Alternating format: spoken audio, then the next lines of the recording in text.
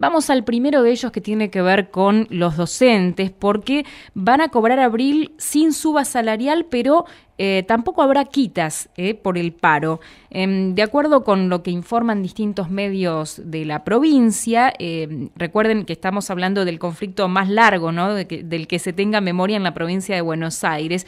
Pero bueno, la justicia, el juzgado en lo contencioso administrativo número 4 de La Plata, que está a cargo de la magistrada María Ventura Martínez, ha dictaminado que el gobierno de la provincia de Buenos Aires no puede llevar a cabo los descuentos que había programado a los docentes que habían realizado paros.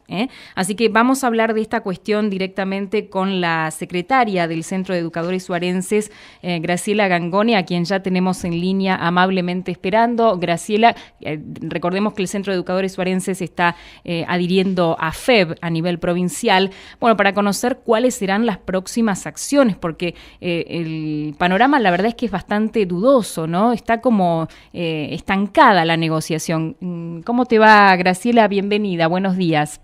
Hola, ¿qué tal? Buen día, ¿cómo están ustedes? Bueno, sí, muy bien. Que, como vos decís, está estancada la negociación. Llevamos 12 encuentros con el gobierno de la provincia de Buenos Aires, y cada vez que se reúnen son peores las novedades para los docentes. En este caso fue un 20% con que se iban a hacer pagos en tramos, olvidándose de lo que habíamos perdido en el año 2016, obviamente, con cifras en negro y con cifras no remunerativas entre 1.500 y 2.500 de vuelta sobre según el cargo y la modalidad. O sea que siguen siendo cifras en negro y nada incide en los jubilados, porque al no tener cifras que van al básico, que están en blanco, digamos, no hay nada, ninguno de los jubilados va a recibir ningún porcentaje, ni mucho menos. Por lo pronto, entonces, esta negociación ahora se dirime de acuerdo a lo que haga el gobierno provincial, si va a cumplir o no cumplir con este fallo judicial, ¿no? Esto será clave seguramente. Bueno, a ver, la justicia ya se expidió diciendo de que no deben descontar los días de paro. O sea, si los han descontado tendrán que devolverlos. Pero, bueno, la verdad que en Coronel Suárez, para que te des una idea, todavía no podemos saber bien qué cobra cada docente que ha tomado cargos este año, porque ha habido un problema muy importante dentro de las cargas en la Dirección General de Escuela, y hay docentes, muchos de los docentes, que todavía no están cobrando su sueldo, ni saben si lo van a cobrar en junio, porque esta realidad también la tiene que saber toda la comunidad, digamos. Porque, o sea, eso depende de la Dirección General de Escuela, la carga de docentes cuando inician o entran en un periodo diferente, ¿sí? Por ejemplo, los docentes pueden moverse de institución año a año cuando hay movimiento anual docente, o cuando toman un cargo nuevo a principio de año. Esto no se ha producido para que los sueldos puedan ser cobrados, o sea que los docentes están trabajando ad honorem, digamos. Todo esto también tiene que ver con la Dirección General de Escuela, lo mismo que lo que se refiere a las licencias de los docentes. Están hablando de que vamos a poner el presentismo, dice el gobierno, ¿no? Sí. Para que podamos tener, según el gobierno, más dinero para poder pagar a los docentes. A ver, las licencias las está dando un médico, que es el médico de cada docente, cuando tiene una enfermedad o padece alguna patología, lo que fuere. Después va un médico laboral, que el médico laboral depende de la Dirección General de Escuela, es pago por la Dirección General de Escuela. Él es el que firma esa licencia. O sea, a ver, ¿de qué estamos hablando cuando estamos diciendo que los docentes abusan de las licencias? Claro, la polémica radica en digamos, ¿qué entraría dentro de la categoría del ausentismo, no? Es decir, claro, licencias por enfermedad o también por asunción de otras tareas jerárquicas, de otros cargos jerárquicos, ¿también se da? Exacto. A ver, esto es una conversación que van a tener que llevar con los gremios en otro tema, en otro contexto, no con lo salarial, digamos. Porque el tema de las licencias de los docentes está tocando el estatuto docente. Y el docente tiene derecho a cuidar a su hijo que se enferma, tiene derecho a enfermarse, tiene derecho a tener hijos, o sea, estar embarazada y poder tener hijos, digamos, están coartando nuestros derechos de esta manera, no sé si se entiende. Uh-huh. O sea, sí, la pregunta es si todo esto es claro, digamos, si se hacen controles respecto de quiénes son los solicitantes, ¿no?, de estas licencias, y si hay, digamos, en este sentido, honestidad por parte de los docentes al solicitarlas, si verdaderamente las necesitan, ¿no? Un poco me parece claro que esa es la lectura que hace el gobierno respecto a esta situación. Te vuelvo a repetir, los docentes, después que tenemos una licencia o que tenemos una enfermedad, una patología, lo que fuere, vamos a un médico auditor que es pago por la Dirección General de Escuela. O sea, ese médico lo puso la Dirección General de Escuela y lo paga para supervisar a las licencias docentes. Él es el que las firma. De hecho, más de una vez, los médicos personales han dado 5 días, por decirte un ejemplo, por tener gripe un docente, vas al médico auditor y te dice, no, con 3 vas a estar bien. O sea que el docente va a trabajar después de haber estado 3 días en cama, en vez de haber estado 5, no sé si se entiende. Uh-huh. Es pago por la Dirección General de Escuela, está controlando la Dirección General de Escuela la licencia de los docentes. Siempre que el docente se pide una licencia, ya sea por razones particulares, o por enfermedad, o obviamente que por estudio también, porque el docente también tiene derecho a capacitarse, ya que la Dirección General de Escuela no da capacitaciones en servicio. ¿Se entiende? O sea, nosotros tenemos que pagarnos para poder hacer una capacitación, viajar a La Plata, viajar a Mar del Plata, o capacitarte en el CIE, y no son capacitaciones, pero que el docente tiene que hacerlas extraescolar o tiene que tomarse licencia para poder hacerlas. Uh-huh. Y esas licencias pasan por la Dirección General de Escuela, por el médico auditor. Entonces, a ver, el gobierno está verificando la licencia que se toma el docente. Y te vuelvo a repetir, de hecho, más de una vez, el médico auditor corta la licencia que da el médico particular a ese docente. Uh-huh. Estaba observando un poco también este fallo y dice que, digamos, el fallo judicial es favorable a los gremios docentes, pero también les exigen no realizar paro por 30 días, ¿no? Pero ha habido alguna declaración de Roberto Baradel, el titular de SUTEBA, diciendo que de no acatar este fallo el gobierno, bueno, él tiene mandato de las bases para proponer a los demás integrantes del Frente de Unidad Docente medidas de acción directa, lo que uno ya puede traducir en un incipiente nuevo paro. ¿Cómo creen ustedes que se va a desarrollar esta situación y si están de acuerdo con lo que dijo Baradel?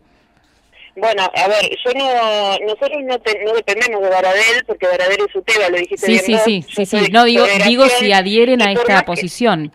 No, a ver, yo te explico cómo se maneja FEB. Nosotros, por más que estemos dentro del frente gremial, la FEB siempre pregunta a las bases, o sea, pregunta a los docentes. Nosotros ya estamos con encuestas a los docentes y preguntas, charlas en las escuelas y demás, conversaciones con los docentes para ver qué es lo que opinan sobre esto. Y la decisión la llevaremos a un congreso que lo tenemos el 9 de mayo, uh-huh. Y ahí las bases son las que deciden y el congreso lo decide también, o sea que se decidirá ahí si se va a paro o no. Yo no creo que se vaya a paro, esto es una apreciación personal, porque ya hemos vuelto a las aulas y los docentes cuando estamos en las aulas ya no queremos volver para atrás y tomar días de paro. Nosotros estamos haciendo acciones distritales, ustedes han visto que la escuela itinerante está pasando por distintos lugares de la provincia. Entonces, esto es parte de la protesta que estamos haciendo los docentes. Y esta es otra manera, comunicándonos con los medios, otra manera de que la gente y el gobierno también escuche que nosotros estamos en desacuerdo con las propuestas que realiza. Perfecto. ¿Sí? Graciela, quería preguntarte, hablas de tu trabajo, de cómo continúa el trabajo de los docentes, quería preguntarte cuál es el clima que se vive, ¿no? Ya van algo más de 3 meses de iniciado este conflicto o esta negociación. Digamos, ¿cuál es el clima que persiste hoy entre los docentes? ¿O cuáles son las emociones, ¿no? que en este momento los tal cual. Y bueno, viste que los docentes tenemos a cargo los chicos, que es el valor más preciado que nos pueden dejar sus padres dentro de las instituciones.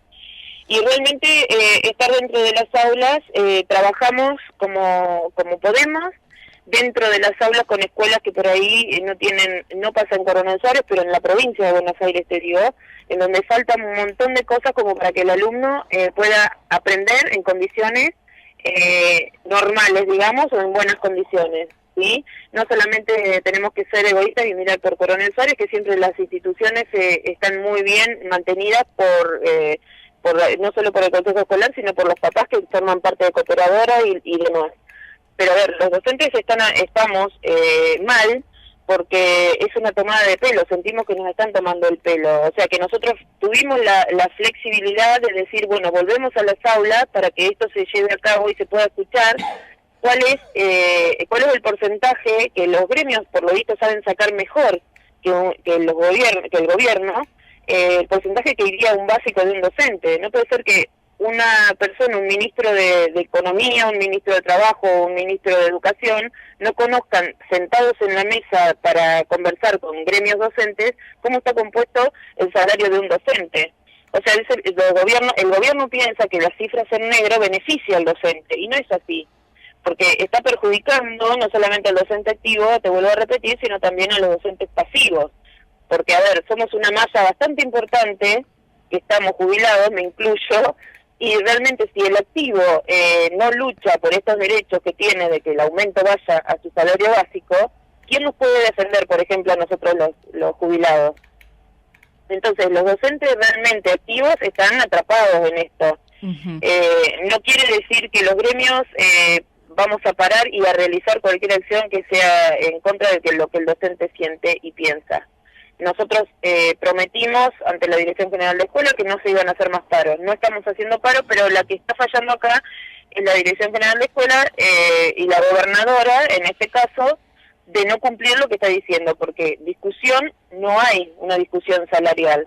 Es una tomada de pelo. Están llegando a reuniones paritarias 1 hora y media más tarde de lo que del inicio y tiran sus pautas para pagar a los docentes en una mesa y no escuchan a la gente que realmente sabe que son los gremios, los paritarios, en qué es lo que va a beneficiar o no al docente. Entonces, el docente está trabajando por ahí a desgano. Pero bueno, somos todavía como cada año los que vamos a luchar en los gremios para que esto pueda llegar a buen fin. Graciela, Javier Díaz te saluda, ¿cómo estás? ¿Qué tal? ¿Cómo estás? Por último, por así como para cerrar la nota y que quede claro. El gobierno provincial lo que dice es que hay 14.000 millones de pesos que se invierten en los docentes que están ausentes por distintas circunstancias, que hay cargos que tienen 2 o 3 sueldos pagándoseles porque piden licencia tras licencia. Por otro lado, obviamente, desde los gremios, desde el sector